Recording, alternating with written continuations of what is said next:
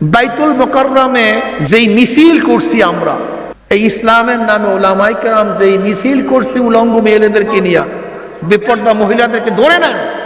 ইসলামের উপকারও করে আলেমরা, ইসলামের ক্ষতিও করে আলেমরা। বিশ্বাস হয়? ধরে নেন, বাইতুল মুকাররমে যেই মিছিল করছি আমরাই বলি, এই ইসলামের নামে ওলামায়ে কেরাম যেই মিছিল করছি উলঙ্গ মেয়েদেরকে নিয়ে, বেপর্দা মহিলাদেরকে ধরে নেন। এইটা যদি আলেমরা না করতো বা ইসলামের দলের কেউ না করতো, ধরে নেন। মনে মনে চিন্তা করেন তো, যদি এটা বিএনপি করতো বা আওয়ামী লীগ করতো বা রাশেদ খান মেননের দলের করতো বা কমিউনিস্টরা করতো, বলেন তো বাংলাদেশে আন্দোলন কেমন হইতো বলেন তো? হ্যাঁ, আন্দোলন হইতো না? বেপর্দা মহিলা নেই মসজিদে উঠছে, আন্দোলন হইতো না? মানুষ এত জাহেল কিভাবে হয় তাও তো বুঝি, কি প্রশ্ন করি তাও তো জানে। হ্যাঁ, যদি ইসলামের নামে দলেরা এই উলঙ্গ মহিলা নিয়ে বাইতুল মুকাররমের সামনে মিছিল না করিয়া যদি কমিউনিস্টরা করতো, আওয়ামী লীগ করতো, বিএনপি করতো, উলঙ্গ মহিলা নিয়ে বাইতুল মুকাররমের সামনে, ফতুয়া না শুধু বাংলাদেশ তোলপাড় হয়ে যায়। এখন আন্দোলন হয় না কেন? এইটাই হলো সমস্যা। এর জন্য ইসলামের নামে কোনো ভণ্ড যদি কোনো দেশে একবার হয়ে যায়, ওই দেশে কিয়ামতের আগ পর্যন্ত আর কোনদিন ইসলাম আসবে না। কারণটা কি বলেন তো? এই একটা উদাহরণ দিলাম, এই একটা উদাহরণ নেন, এই একটা উদাহরণ নেন। বাইতুল মুকাররম সৃষ্টি হওয়ার পর থেকে আজ পর্যন্ত এই দৃশ্য কেউ দেখছে বলে আমার জানা নেই। আমার কিন্তু কারোর কোনো কথা নাই কেন? আমারও তো কথা নেই, আমার তো বক্তব্য নেই। নাই কেন? আমি বললেই বলবো এই তো শুরু হয়েছে হুজুর না, এই তো শরীরেইছো তখন টিকতে পারে না, এই তো মানে কথা, মানে সত্যকে অন্যদিকে বুঝাতে পারি, তাসির হবে না। বলে আপনি বুঝেন বেশি না ওনারা বুঝে বেশি? আমি তো বুঝি, আমি বেশি বুঝি না, কোরআন বেশি বুঝে, আমিও তো যাই না। এর জন্য সব সময় খেয়াল রাখা চাই, আলেমরা যদি কোনো খারাপ কাজ করে জাতি সেটার অনুকরণ করে ধ্বংস হয়ে যায়, আর ফাসেকরা কোনো খারাপ কাজ করলে ইসলামের ছাতাও আসে যায়। দিঘি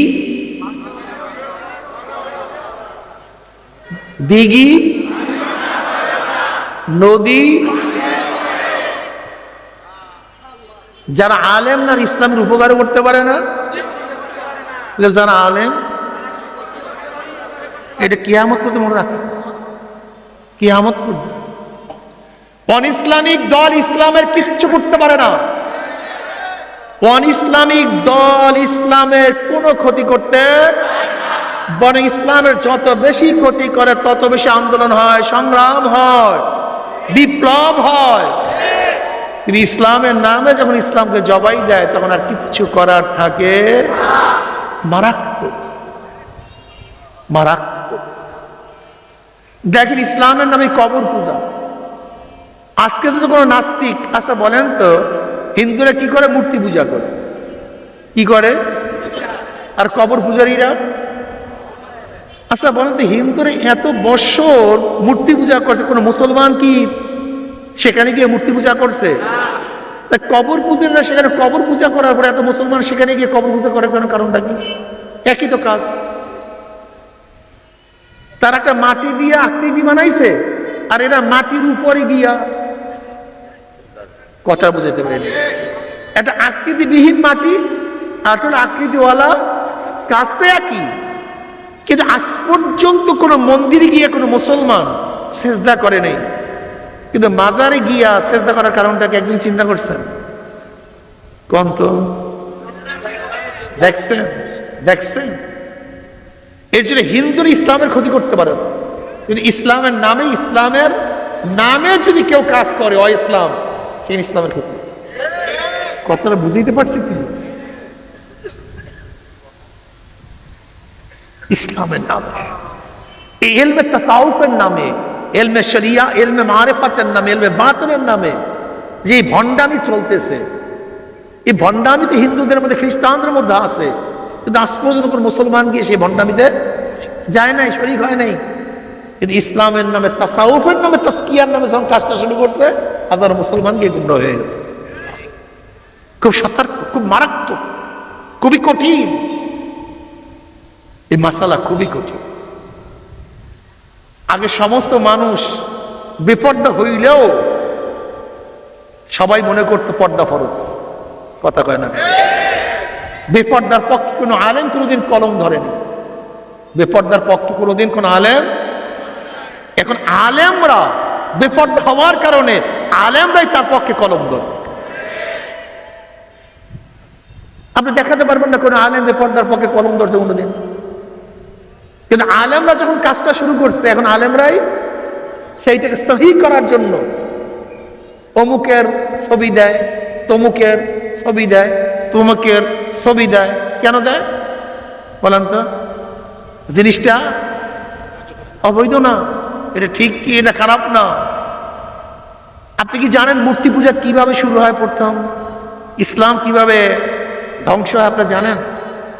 ইদ্রিস আলাইহিস সালাতু ওয়াস সালাম খুবই জনপ্রিয় নবী ছিলেন, তাকে তার সমাজ, তার কওম অনেক বেশি শ্রদ্ধা সম্মান করতেন, অনেক বেশি মুহাব্বত করতেন।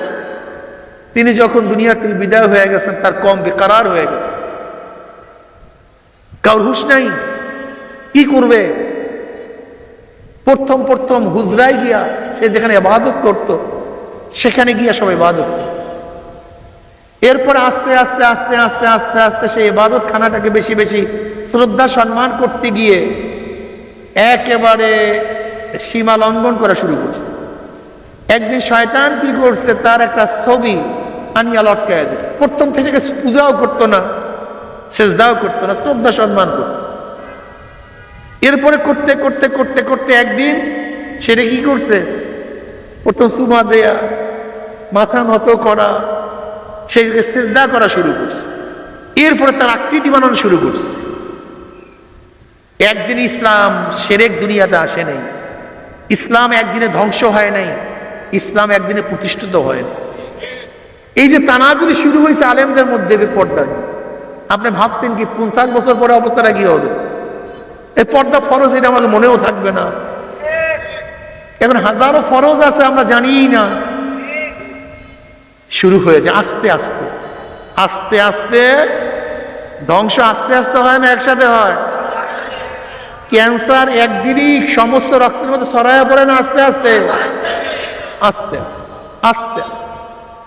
প্রথম দেখবেন আস্তে মোহাব্বত তুলিয়া দিবে, একটু অসম্মান করা শুরু করবে, প্রথম ভালো লাগবে না, প্রথম একটি হবে, এরকম আস্তে আস্তে আস্তে আস্তে তানাজুলি আস্তে আস্তে হয়, একদিনে হয় না।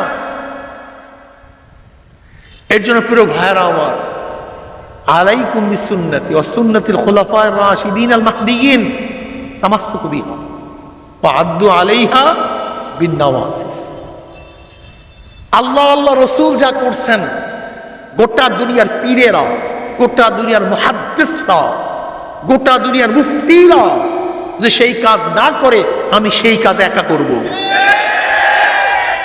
আর তারা যা করেন নাই, তারা যা করেন, গোটা দুনিয়ার মৌলবীরা, মুহাদ্দিসরা, মুফতিরা, পীরেরা সব একসাথে হয়ে সেই কাজ করলে আমি সেই কাজ করব না। ঈমানকে মজবুত রাখিয়ান, বর্তমান যুগে ঈমানকে মজবুত, খুব কঠিন। দাজ্জালি ফিতনা শুরু হয়ে গেছে। কি ফিতনা? আমি বারবার একটা কথা বলতে চাই, দাজ্জালের মূল কাজটা কি? ধোঁকা দেয়া। বলেন, ওর মূল কাজটাই না ধোঁকা দেয়া, ধোঁকা। আমাকে বিশ্বাস করো, তোমার বাবা জান্নাত। আমাকে বিশ্বাস করো, তোমার শস্য ভরে যাবে। আমাকে বিশ্বাস করো, তুমি সুস্থ হয়ে যাবে। আমাকে বিশ্বাস করো, আমার ঈমান আনো, জান্নাতে চলে। সব কি? জোরে বলেন। দাজ্জালের মূল কাজটাই হলো ধোঁকা দেয়া। আজকেও দাজ্জালের মধ্যে হাজারো আছে, ইসলামের নামে ধোঁকা দেয়া। দাজ্জালের মূল কাজটা কি? মুখে যা বলে, কাজে তা না, কাজে যা করে। এরকম আছে কি নি আমাদের মধ্যে? এই মুখ আর অন্তর এবং কাজের সাথে যাদের মিল নাই, এর হলো দাজ্জাল উত্তাসুর। সে যেই হোক না কেন, আমি হই, আপনি হন, যেই হন না কেন, ধোঁকাবাজ। এই ধোঁকাবাজকে আল্লাহ আল্লাহ রসুল পছন্দ করে। ধোঁকা দেওয়া যাবে, এটা খারাপ। মিথ্যা বলা যাবে। আজকে চরমনায়ের মুরিদ নাম দিয়া হাজারো মানুষ গিবত শিকায়াত করে, মিথ্যা বলেন। তুমি চরমনায় মুরিদ নাও, চরমনায় মুরিদ মিথ্যা কথা বলতে পারে, তোহমাত দিতে পারে না। তুমি তোহমাত দিবা কেন? একজনের গিবত শিকায়াত করবা কেন? অহেতু অপবাদ দিবা কেন? জায়েজ আছে? সম্পূর্ণ হারাম, কবিরা গুনাহ, ডাইরেক্ট কবিরা গুনাহ। মিথ্যা বলা কবিরা গুনাহ, গিবত শিকায়াত করা কবিরা গুনাহ, ধোঁকা দেয়া কবিরা গুনাহ। কেন করবা তুমি এই কাজ? অপবাদ কেন দিবা? মিথ্যা কেন বলবা? তুমি বলে হুজুর ফেসবুকে, এটা আরো বেশি কবিরা গুনাহ। কারণ তোমরা এইটা ধোঁকায় পড়ছো, অনেকে ধোঁকায় পড়ছে। এইটা চরমনায় মুজাহিদ করতাম। তোমাকে হাজারো গালি দেখা, তুমি গালি দেবা কেন? এটা ডাইরেক্ট ফিসকিয়াত, এটা ডাইরেক্ট ফিসকিয়াত। তুমি কেন গালি দিবে? কেন? কারণটা কি? তুমি গালি দিবা কেন? তোমার মুখের ভাষা ভালো হওয়া চাই, তোমার আখলাক ভালো হওয়া চাই, তোমার চরিত্র ভালো হওয়া চাই, তোমার অন্তরটা ভালো হওয়া চাই। ইয়াউমা লা ইয়ানফাউ মালুন ওয়ালা বানুনা ইল্লা মান আতাল্লাহা বিকলবিন সালিম।